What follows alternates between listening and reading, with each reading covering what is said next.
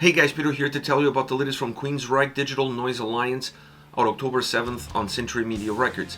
The album has 12 tracks, 60 minutes in length, and this is the band's 16th full-length studio album. They are an American heavy metal band. From a design perspective, this album is balanced and it's definitely not linear. The way they put it all together, they created a record that offers you a path, that offers you a journey, but that journey is not straight. It winds, it moves, it has ebbs and flows, it has versatility within it. So it's an engaging experience from start to finish, but an experience that never lets the listener walk away from that path or disconnect from it. And this is what brings the whole record together. This is what gives a sense of balance and togetherness to the overall experience that the record offers.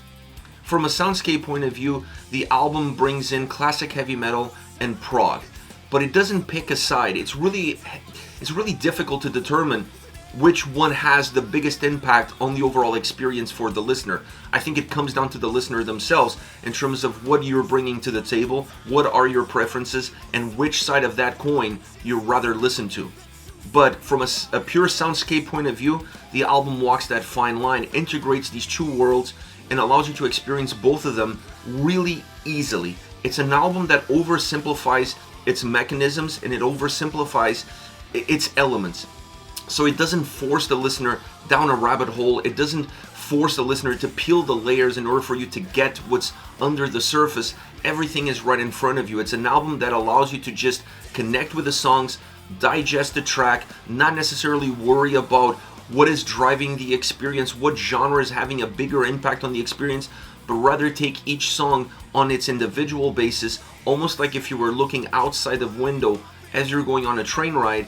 Every single time you look, the scenery is different, but that train ride is exactly the same all the way through. So this album has a little bit of that. It has great sound quality, the production behind it, it's phenomenal, and I don't think you can have that oversimplified atmosphere or that oversimplified sound experience without that great production really helping thin out all the elements that you don't need, removing all the clutter that you don't need, and having all the elements that are important for the sound, for the experience to be in the forefront, blended really well with one another so that there's this uniform wall of sound coming at you, but you're still able to see all the breaks that make up that wall. They're not blurred, the lines are not blurred. It is a record that has great definition of elements, great definition of sound through and through.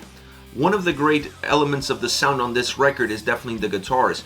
I enjoyed a lot of the experience that they offer, the essence that they have, and how they elevate the overall quality of the album. A lot of the nuances, a lot of that winding road that you're going to find in the overall design comes from the guitar sound and what do they offer song in and song out. The influences that they bring in, what they're trying to put forward, where they're trying to move these tracks, the fingerprint that they're trying to give the individual song is definitely there. They're one of the catalysts of the entire record, of the experience of the album, but they don't necessarily jump into the forefront. You can't say that this is a guitar-driven album, but you can say that this is an album that has a huge impact on how it feels and how it sounds because of how the guitars are put together. Now, the drums on the record could have been slightly better. I actually felt like the drum sound was good, but the experience was safe. They didn't try to do too much. They didn't try to go outside the box, but there were times where you could have pushed a little bit more the boundaries of that sound, the boundaries of that experience, creating maybe a little bit more heaviness, creating a little bit more oomph, and allowing them to ground the tracks better.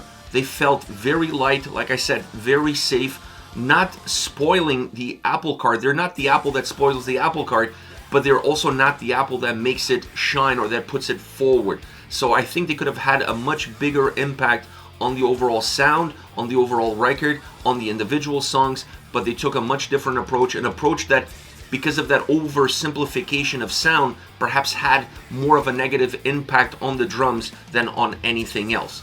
Now, as far as the vocals are concerned, this record is for the ages. What a vocal performance through and through. If there's one thing you're going to walk away from this album talking about, is how good the vocals sound, how good they feel, the positive impact that they have on every single song, really understanding the dynamic of the tracks, understanding the mood of the songs, and then going with the best tone, the best delivery that you could possibly use in order to enhance the overall quality. The same thing that you should always do with the solos, which is always looking at them as a way of increasing the quality and adding value to the tracks. I really felt like the vocal performance on this album served the individual songs and therefore the overall record extremely well. Great performance through and through.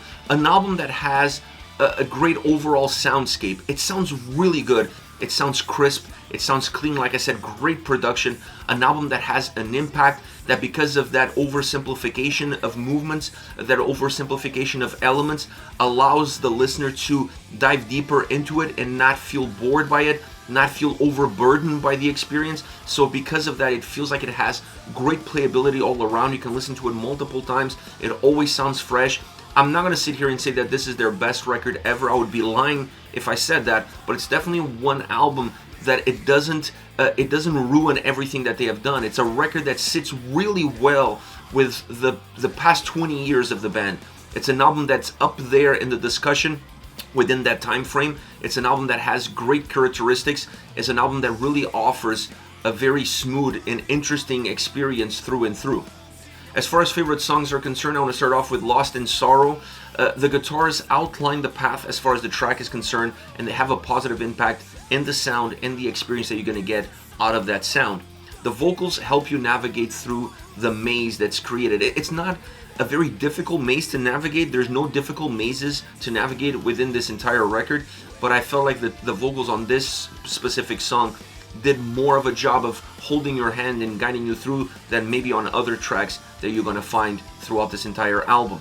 Now the song has great ebbs and flows. It has great movement. Using backing vocals really helps create some thickness, create some volume without changing too much of the dynamic of the song and without changing too much of the dynamic of the vocal performance. It helps give life. It helps keep the track grounded at the same time, because you're not going to get that much out of the drums as far as grounding the track. So having some backing vocals here and there, it gives you some anchors throughout the entire song where you feel like the track is coming slightly down.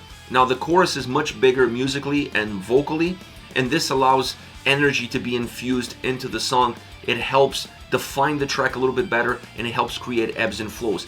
The synths that they use throughout the track help fill in all the gaps that that big wall of sound has, so the overall experience feels way more complete because of it. Next we have Realms, melodic, heavy, with dark undertones. That's the best way to describe how this whole song is put together. The guitar bridges the melodic side of the track with the heavier side of the track. They create the movement. They create that winding road throughout the entire song from beginning to end. The chorus jumps out. It feels bigger, it's brighter, it has more sound to it, it just has more volume. The verses are more methodic. They move in a much more linear way than what you're gonna get out of the chorus. So the difference between those two worlds is drastic, and that creates a huge gap between them, which makes the song feel a lot more dynamic than what it actually is. It also allows the dark undertones to stay throughout those more methodic verses, but you still feel like there is some darkness and the overall brightness that you're gonna get out of that chorus.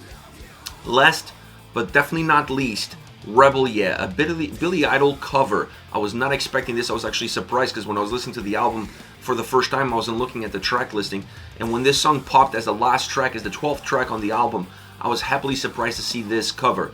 They delivered an incredible cover. I mean, this song doesn't sound necessarily like the original, but it still feels like the original.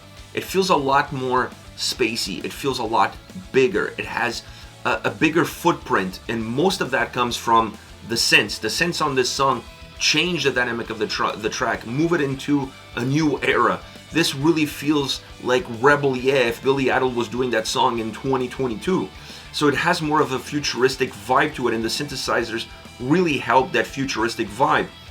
Now the edgy rock sound, it's still there, but it's not necessarily there in the sound, it's rather there in the vocals. The vocals on this track are phenomenal. They capture the essence of the original while still working really well with this new soundscape that they created for it. It's like bringing the old and cleaning it up and giving it a facelift so it looks brand new, almost like a brand new paint job on an old car. Absolutely phenomenal cover, really interesting, well put together. It's easy to see the roots and how those roots connect with the original song, but it's also easy to see this as a brand new track performed by Queensrÿche. This is it, Queensrÿche Digital Noise Alliance on October 7th on Century Media Records. Let me know your thoughts on the band, on the singles. Use the comment section below. I'll be reading those and getting back to you. Take care, guys.